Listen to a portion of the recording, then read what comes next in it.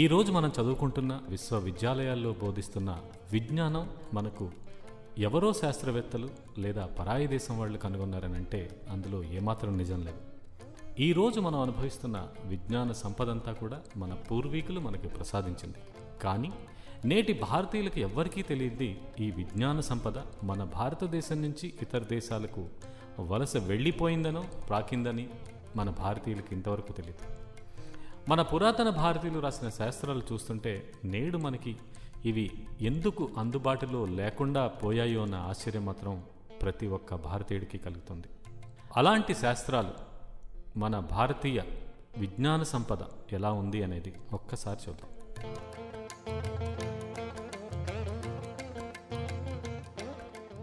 అక్షరలక్ష.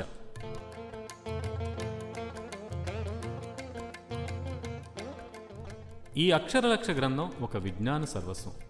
దీన్ని వాల్మీకి మహర్షి రచించారు. రేఖాగణితం, బీజగణితం, భౌతిక గణిత శాస్త్రం ఇలా 325 రకాల గణిత ప్రక్రియలను, అదేవిధంగా ఖనిజ శాస్త్రం, భూగర్భ శాస్త్రం, జలయంత్ర శాస్త్రం, గాలి, విద్యుత్తులను కొలిచే పద్ధతులు మొదలైన విషయాలన్నీ కూడా ఈ అక్షరలక్షలో చర్చించబడ్డాయి. శబ్దశాస్త్రం. రచయిత కండిక ఋషి. ఈ కండిక ఋషి రాసిన శబ్దశాస్త్రంలో సృష్టిలో అన్ని రకాల ధ్వనులు, ప్రతిధ్వనులు ఈ గ్రంథంలో చర్చించడం జరిగింది. ఇందులో 5 అధ్యాయాల్లో కృత్రిమంగా శబ్దాలను సృష్టించడం, వాటి స్థాయి వేగాలు కొలవడం వివరించడం జరిగింది. శిల్పశాస్త్రం. దీన్ని రచించింది కశ్యపముని. ఇందులో 22 అధ్యాయాలున్నాయి.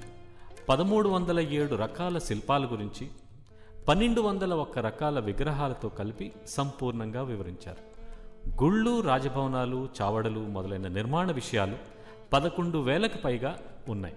ఇదే శాస్త్రంపై విశ్వామిత్రుడు, మయుడు, మారుతి మొదలైన ఋషులు చెప్పిన వివరాలు కూడా ఇందులో పొందుపరచడం జరిగింది. పాకశాస్త్రం. ఊరగాయలు, పిండి వంటలు, తీపి పదార్థాలు, 11,008 రకాల వ్యంజనాలు మొదలైన అనేక రకాల వంటల గురించి ప్రపంచవ్యాప్తంగా ఆ కాలంలో వాడుకలో ఉన్న 3,032 రకాల పదార్థాల గురించి చెప్పబడింది. మాలినీ శాస్త్రం రచించింది ఋష్యశృంగముని. పూలమాలలు తయారు చేయడం, పూలగుత్తులు, పూలతో రకరకాల శిరో అలంకరణలు చేయడం, రహస్య భాషలో పూలరేకులపై ప్రేమ సందేశాలు పంపడం లాంటి అనేక విషయాలు 16 అధ్యాయాల్లో వివరించడం జరిగింది.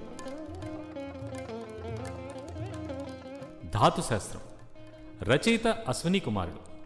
సహజ కృత్రిమ లోహాల గురించి 7 అధ్యాయాల్లో కూలంకుషంగా వివరించారు. మిశ్రమ లోహాలు, లోహాలను మార్చడం, రాగిని బంగారంగా మార్చడం మొదలైన విషయాలన్నీ కూడా ధాతుశాస్త్రంలో చర్చించారు. విషశాస్త్రం. దీన్ని రాసింది కూడా అశ్విని కుమారుడే. 32 రకాల విషాలు, వాటి గుణగణాలు, వాటి ప్రభావాలు, ఏ జంతువు దగ్గర ఎలాంటి విషం, దానికి విరుగుడు, ఇలాంటి విషయాలన్నీ కూడా విషశాస్త్రంలో రచించడం జరిగింది. చిత్రకర్మ శాస్త్రం. దీన్నే చిత్రలేఖన శాస్త్రం అని కూడా అంటారు. దీన్ని రచించింది భీముడు. ఇందులో 12 అధ్యాయాలున్నాయి. 12,000 రకాల చిత్రలేఖన ప్రక్రియల గురించి చెప్పబడ్డాయి. ఒక వ్యక్తి తల వెంట్రుక గాని, గోళ్లను గాని, ఎముకను గాని చూసి ఆ వ్యక్తి చిత్రాన్ని గీసే ప్రక్రియ చిత్రకర్మ శాస్త్రంలో చెప్పబడింది.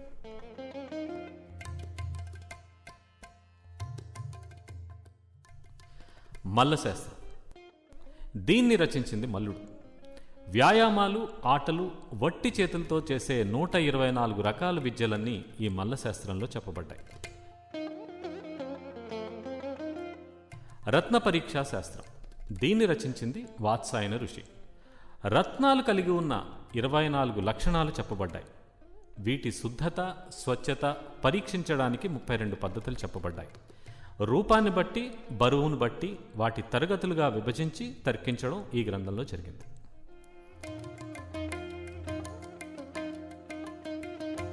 మహేంద్రజాల శాస్త్రం.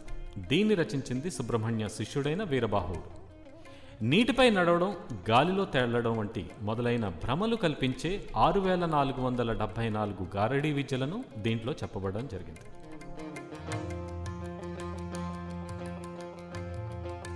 అర్థశాస్త్రం.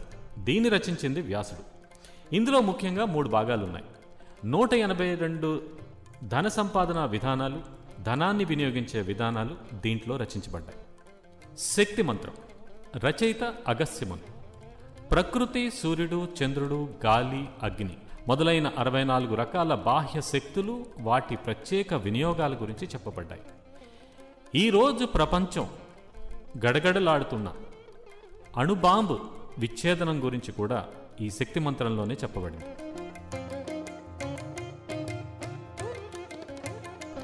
సౌధామిని కళ. రచయిత మతంగ ఋషి. నీడల ద్వారా, ఆలోచనల ద్వారా అన్నీ కంటికి కనబడే విషయాలు ఆకర్షించే విధానం చెప్పబడింది. భూమి, పర్వత లోపల భాగాలు, నీటి లోపల భాగాలు, ఛాయాచిత్రాలను తీసే ప్రక్రియ ఈ సౌధామిని కళలో చెప్పబడింది.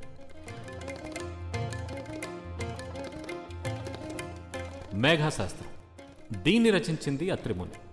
12 రకాల మేఘాలు, 12 రకాల వర్షాలు, 164 రకాల మెరుపులు, 133 రకాల పిడుగులు, వాటి లక్షణాల గురించి దీంట్లో చెప్పబడింది. స్థాపత్య శాస్త్రం. ఇది అథర్వణ వేదంలోది. ఇంజనీరింగ్, కట్టడాలు, నగర ప్రణాళికలు మొదలైన సమస్త విషయాలు దీంట్లో వివరించడం జరిగింది.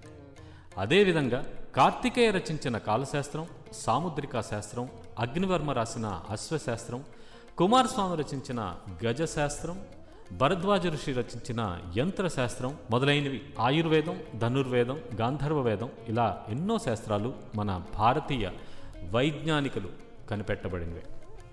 మన శాస్త్రీయ విజ్ఞానం ఎక్కడి నుంచో పుట్టింది, ఎందరెందరో శాస్త్రవేత్తల కృషి ఫలితం అని అనుకుంటుంటే అందులో ఏమాత్రం నిజం లేదు.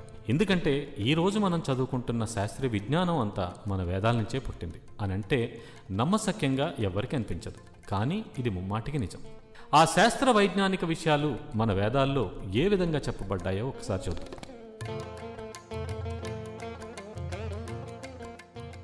వేదాలు చెప్పిన కాంతి, దాని ధర్మం. ఋగ్వేదం 6వ అనువాకం 30వ సూక్తంలో 20, 21, 22 శ్లోకాల అర్థాలు ఈ విధంగా ఉన్నాయి. అంతము ఎరుగని ఉషస్స, నీవు స్తుతి ప్రియవు, నీ అందాన్ని ఆనందించని మనిషి ఉన్నాడా? ఎవరైనా నీ కాంతిని అందుకోగలరా? ఓ ఉషోదేవి, నీవు విచిత్రమైన రంగులు కలదాను, ఆ రంగులు వ్యాపించు రీతి అద్భుతం, నీ దగ్గరకు వచ్చిన గాని దూరం నుండి గాని నిన్ను ఆస్వాదించుట సాధ్యము కాదు, నీవు ద్యులోకమునకు కూతురువి. ఇక్కడ ఉషోదేవి అనగా కాంతికి అధిష్టాన దేవత. ఇప్పుడు మన విజ్ఞానంలో పాశ్చాత్యులు కనుగొన్నారనుకుంటున్న కాంతి ఏకవర్ణం కాదు, అనేక వర్ణాలు కలది అన్న విషయం ఈ శ్లోకంలో ఆనాడే మన వేద ఋషులకు తెలుసన్న విషయం అర్థమవుతోంది. మన వేదాల్లో విద్యుత్ ఋగ్వేదంలో చెప్పబడిన ఒక శ్లోకానికి అర్థం. అప్పుడు ఆ దేవత జలం నుంచి ఒక శక్తిని తీశాడు. ఆ శక్తి 3 పాములు కలిగి ఉంది. ఆ పాముల తలలు ఒకటి ముందుకు, ఒకటి వెనుకకు, ఒకటి భూమి వైపుకు ఉన్నాయి. ఆ శక్తిని రాక్షసులపై ప్రయోగించాడు. ఆ శక్తి తగిలిన రాక్షసులందరూ భస్మం అయ్యారు. ఆ శక్తి తిరిగి దేవత దగ్గరకు వచ్చి చేరింది. ఈ శ్లోకార్థాన్ని గమనిస్తే 3 తలలుగా అంటే ధనాత్మక, రుణాత్మక మరియు భూమిలోకి మనం ఇచ్చే ఎర్త్లను సూచిస్తుంది. భస్మం అవడం అనేది విద్యుత్తుని తాకినప్పుడు కలిగే ప్రభావం గురించి చెప్పడం జరిగింది. తిరిగి వలయం పూర్తవడం తెలుస్తోంది. వేదాలు చెప్పిన సూర్య చికిత్స. ఋగ్వేదం 1వ మండలం 9వ అనువాకం 50వ సూక్తం 11వ శ్లోకం. దాని అర్థం ఈ విధంగా ఉంది. ఓ సూర్యదేవ, నీవు అందరికీ సమాన తేజస్సు ఇస్తావు. ఉదయం సమయాన ఆకాశాన్ని ఎక్కుతావు. నీవు హృదయ రోగమును అలాగే కామెర్లు, పాండరోగములను నివారింపు. దీన్ని బట్టి సూర్యరశ్మిని పై వ్యాధులకు చికిత్సగా చెప్పారు. వేదాలు చెప్పిన ఓజం. ఋగ్వేదం 6వ అనువాకం 24వ సూక్తం 6, 7 శ్లోకాల్లో ఇలా ఉంది. ఓ వరుణుదేవ, నీవు పరాక్రమవంతుడువు. రెక్కలు గల పక్షులు నిన్ను చేరలేవు, నిన్ను అవి సహించలేవు. ప్రవహించే నీరు కూడా నిన్ను చేరలేదు. వరుణుడు రాజులకు ప్రభు. ఆధారం లేని అంతరిక్షంలో అతను ఉన్నాడు. అతడు తేజోరాణి చేయి ఆవరించి ఉన్నాడు. కిరణములు అతనిపై నుండి కిందకు ప్రవర్తిస్తున్నాయి. అందువలనే మన ప్రాణములు నిలిచి ఉన్నాయి. ఆ కిరణములు మూలము అంతరిక్షములో ఉన్నాయి. దీన్ని గమనిస్తే చూస్తే వరుణదేవుడు వాతావరణంగాను, తేజోరాణిని ఓజోన్ పొరగాను చెప్పబడిందని తెలుసుకోవచ్చు. వేదాలు చెప్పిన నీటి చికిత్స. ఋగ్వేదంలోని 5వ అనువాకం 23వ సూక్తంలోని 19, 20, 21 శ్లోకాల యొక్క అర్థాలు. నీటి యందు అమృతం ఉన్నది, ఔషధములు ఉన్నవి. నీటి ప్రాముఖ్యతను చాటండి. ఇందులో విశ్వాసానికి ఉపయోగపడే అగ్ని ఉంది. నీరు మా శరీరమందలి సమస్త రోగాలు నశింపజేయు ఔషధము కావలను. మేము చిరకాలమును సూర్యుడిని చూడవలను, అనగా ఎక్కువ కాలం బతకాలి. నీటి చికిత్స అనగా వాటర్ థెరపీ గత దశాబ్దంలో కనుగొన్నట్లు చాలామంది ప్రచారం చేశారు. కానీ పై శ్లోకాన్ని పరిశీలిస్తే వేల సంవత్సరాల క్రితమే నీటి అద్భుత ఔషధ గుణాలు మన ఋషులకు తెలిసినట్టు గమనించవచ్చు. భూమి గుండ్రంగా ఉంటుందని చెప్పిన వేదాలు. మొట్టమొదట భూమి గుండ్రంగా ఉందని చెప్పింది ఎవరు అని అడిగితే మనం చదువుకున్న విజ్ఞానం ప్రకారం 16-17 శతాబ్దాలకు చెందిన కెప్లర్ లేదా కాపర్నికస్ లేదా గెలీలియో అని చెప్తాం. కానీ అంతకు పూర్వమే మన వేదాలు భూమి గుండ్రంగా ఉంటుందని రూఢిగా చెప్పారు. వీటిని ఒక్కసారి చూద్దాం. ఋగ్వేదంలోని ఒక మంత్రంలో ఈ విధంగా చెప్పబడింది. చక్రాణాసహ పరిణాం పృథివ్యా అని అర్థం. భూమి యొక్క వృత్తపు అంచునున్నవారు అని. దీన్ని బట్టి భూమి వృత్తాకారంలో ఉందని మన పూర్వీకులు మొట్టమొదటిగా కనిపెట్టారని తెలుస్తోంది. అతి ప్రాచీన గ్రంథం సూర్య సిద్ధాంతం 12వ అధ్యాయం 32వ శ్లోకంలో అర్థం ఈ విధంగా ఉంది. బ్రహ్మాండం మధ్యలో భూగోళం ఆకాశంలో నిలిచి ఉంది. ఆర్యభట్టు రచించిన ఆర్యభట్టీయం గ్రంథంలోని గోళపాద అధ్యాయంలో 6వ శ్లోకంలో భూగోళ సర్వతో వృత్త అంటే భూమి వృత్తాకారంలో ఉంది అని అర్థం. క్రీస్తు శకం 505లో వరాహ మిహిరుడు ఈ విధంగా చెప్పాడు. నీవు చూసేదంతా నిజం కాదు, ఎందుకంటే నీవు ఒక పెద్ద వృత్తం గీసి అందులో 4వ భాగం చూస్తే అది మనకు ఒక సరళ రేఖలా కనిపిస్తుంది, కానీ నిజానికి అది వృత్తమే. అలాగే భూమి గుండ్రంగా ఉంటుంది. దీన్ని బట్టి మన వేదాలు, పూర్వీకులు రచించిన గ్రంథాలు విజ్ఞాన సర్వస్వాలని చెప్పుకోవచ్చు. పగలు రాత్రి ఏర్పడే విధానం చెప్పిన వేదాలు.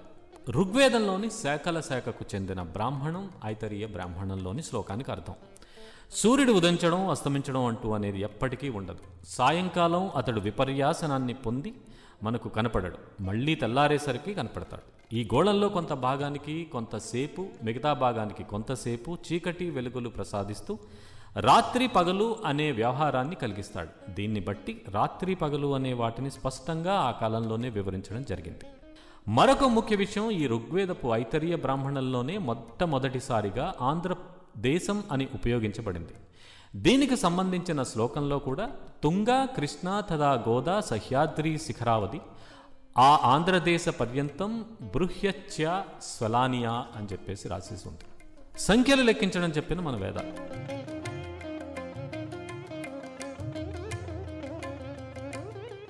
మన ప్రాచీన గణిత ప్రతిభ చాలా కొనియాడదగింది. గ్రీకులు రోమన్ల కన్నా ముందే మన ప్రాచీన భారతీయులు సంఖ్యలను లెక్కించడం కనుగొన్నారు. ముఖ్యంగా దశాంశ పద్ధతిని కనుగొన్నది మన భారతీయులు. అంటే 0 నుండి 9 వరకు గల అంకెలతో లెక్కించే పద్ధతి. యజుర్వేదం 17వ అధ్యాయం 2వ మంత్రంలో పేర్కొనబడ్డ సంఖ్య క్రమం. ఏక అంటే 1, దశ 10, శత 100, సహస్ర 1000, ఆయుత 10,000, నియుత 1,00,000, ప్రయుత 10 లక్షలు, అర్చుత 1,00,000, న్యాచ్యుత 10 కోట్లు, సముద్ర 100 కోట్లు, మధ్య 1000 కోట్లు, అంత 10,000 కోట్లు, పరార్ధ 1,00,000 కోట్లు. క్రీస్తు పూర్వం 1వ శతాబ్దం నాటి లలిత విస్తార గ్రంథంలో తలక్షణ కొలమానం 10 ఘాతుకం 53 అని చెప్పబడింది. అంటే 1 తర్వాత 53 సున్నాలు.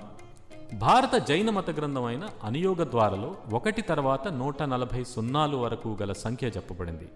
కానీ ఆ కాలం నాటికి గ్రీకులు అతిపెద్ద సంఖ్య 10,000 అంటే దాన్ని పిరమిడ్. రోమన్లకి తెలిసిన అతిపెద్ద సంఖ్య 1000 అంటే మిల్లీ. ఇక సున్నాని కనుగొన్నది మన భారతీయుడైన ఆర్యభట్ అని అందరికీ తెలుసు. ప్రముఖ శాస్త్రవేత్త ఆల్బర్ట్ ఐన్స్టీన్ మన భారతీయుల గురించి ఈ విధంగా చెప్పారు. భారతీయులకు మనం ఎంతో రుణపడి ఉన్నాం. వారే సులభంగా లెక్కించే దశాంశ పద్ధతిని ప్రపంచానికి అందించారు. ఆ పద్ధతే లేకపోతే నేడు ఎన్నో విజ్ఞాన ఆవిష్కరణలు సాధ్యం అయ్యేవి కావు అని. విమానాన్ని కనిపెట్టిన పూర్వీకులు. భోజరాజు ఒక గొప్ప మహారాజు. ఇతని ఆస్థానంలోనే మహాకవి కాళిదాసు ఉండేవాడని చరిత్ర చెబుతోంది. భోజరాజు సమరాంగణ సూత్రం అనే గ్రంథాన్ని వ్రాసాడని చాలామందికి తెలియదు. ఈ గ్రంథంలో చాలా ఆశ్చర్యకరమైన విషయాలు వ్రాయబడ్డాయి. యంత్రాలు ఎలా తయారు చేయాలి, ఆకాశంలో ఎలా ప్రయాణించాలి అనే విషయాలు ప్రస్తావించబడ్డాయి. ఈ గ్రంథంలో వ్యోమయానం విమానోస్త్రి అని ఉంది. అంటే ఆకాశంలో ప్రయాణించే వాహనానికి విమానం అని పేరు. భోజరాజు విమాన నిర్మాణం గురించి రాస్తూ, విమాన నిర్మాణం గురించి స్థూలంగా తత్వం మాత్రమే రాస్తున్నాను, దానిని నిర్మాణం గురించి తెలిసే వదిలేస్తున్నాను, వ్రాయడం లేదు. తయారు చేయడం ఎలాగో చెప్పడం వల్ల సామాన్య జనానికి సుఖం బదులు కష్టమే ఏర్పడుతుంది అని రాశారు. 1960లో ఈ శాస్త్రాన్ని చూసిన శాస్త్రవేత్తలు ఇందులో బుడగలు వంటి సాధనాల నిర్మాణం, ఆ బుడగల్లో ప్రయాణం చేసే విధానం వివరంగా వివరించడం జరిగిందని కనుగొన్నారు.